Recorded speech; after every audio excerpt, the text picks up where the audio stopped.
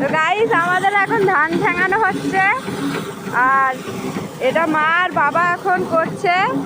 আর এতগুলো ধান এই বস্তায় কয়েকটা তুলে রেখেছে, আরও দুটো লোক আছে।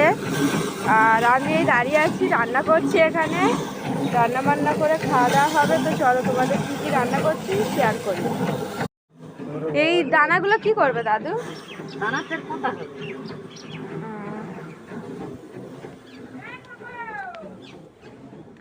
তো এই যে ভাত ফুটছে, আর এইদিকে পেঁয়াজ আদা রসুন বাটাটা মাছের ঝাল করব, বেলে মাছের পেঁয়াজ দিয়ে রসুন দিয়ে ডাল দেব, ডালে ফোড়ন দেব।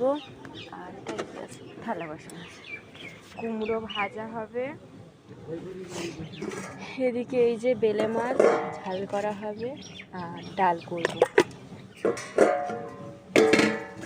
তো রান্নার ধারে সব জোগাড় করে নিয়েছি। আর এ দেখো ওলকপি চাষ হয়েছে, কত বাগান চাষ করেছে, দেখতে কি সুন্দর লাগে। তো এই মিনি ব্লগটা তোমাদের কেমন লাগলো কমেন্ট করে জানিও।